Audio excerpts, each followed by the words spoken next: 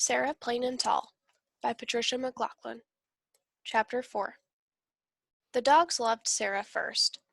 Lottie slept beside her bed, curled in a soft circle, and Nick leaned his face on the covers in the morning, watching for the first sign that Sarah was awake.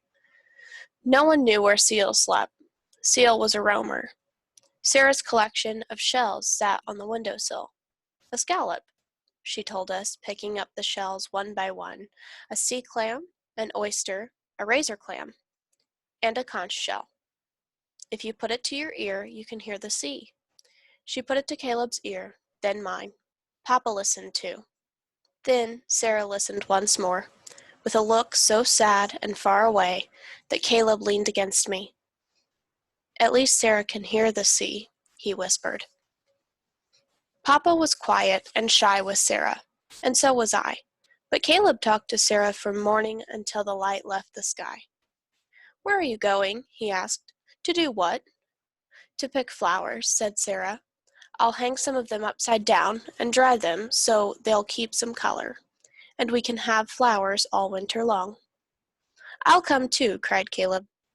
Sarah said winter. He said to me, "That means Sarah will stay." Together we picked flowers, paintbrush and clover and prairie violets. There were buds on the wild roses that climb up the paddock fence. "The roses will bloom in early summer," I told Sarah. I looked to see if she knew what I was thinking. Summer was when the wedding would be. Might be. Sarah and Papa's wedding. We hung the flowers from the ceiling in little bunches. "I've never seen this before," said Sarah. "What is it called?" "Bride's bonnet," I told her. Caleb smiled at the name. "We don't have this by the sea," she said. "We have a seaside goldenrod, and wild asters, and woolly ragwort." "Woolly ragwort," Caleb whooped. He made up a song. "Woolly ragwort all around, woolly ragwort on the ground. Woolly ragwort grows and grows, woolly ragwort in your nose." Sarah and Papa laughed, and the dogs lifted their heads and thumped their tails against the wood floor. Seal sat on the kitchen chair and watched us with his yellow eyes. We ate Sarah's stew, the late light coming through the windows. Papa had baked bread that was still warm from the fire. "The stew is fine," said Papa. "Yeah," Sarah nodded. "The bread too." "What does yeah mean?" said Caleb. "In Maine, it means yes," said Sarah. "Do you want more stew?" Yeah," said Caleb. Yeah," echoed my father. After dinner, Sarah told us about William.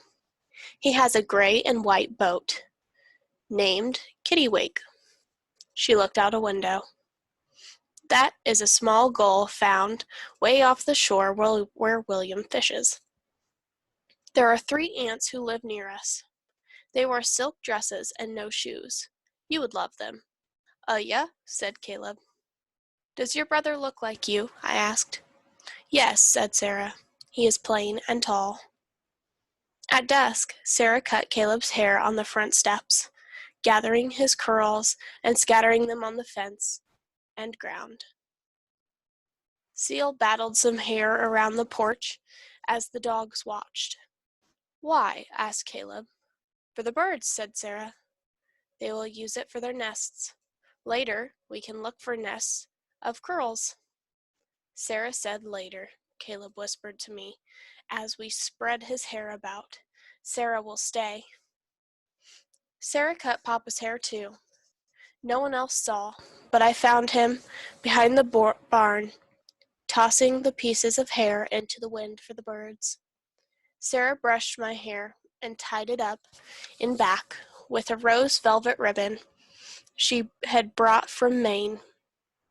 She brushed hers long and free and tied it back too, and we stood side by side looking into the mirror.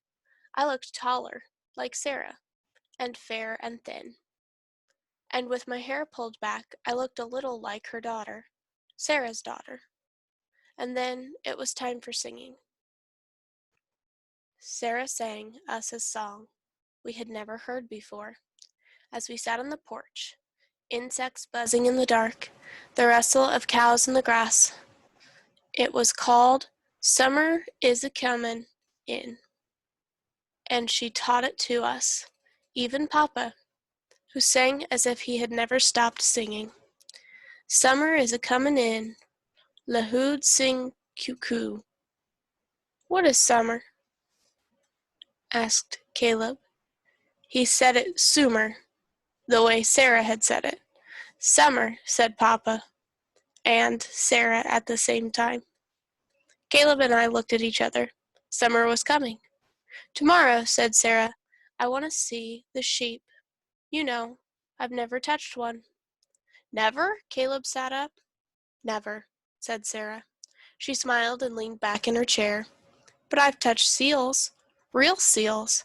They are cool and slippery, and they slide through the water like fish. They can cry and sing, and sometimes they bark a little like dogs. Sarah barked like a seal, and Lottie and Nick came running up from the barn to jump on Sarah and lick her face and make her laugh. Sarah stroked them and scratched their ears, and it was quiet again. I wish I could touch a seal right now, said Caleb, his voice soft in the night. So do I, said Sarah. She sighed, then began to sing the summer song again. Far off, in a field, a meadowlark sang too.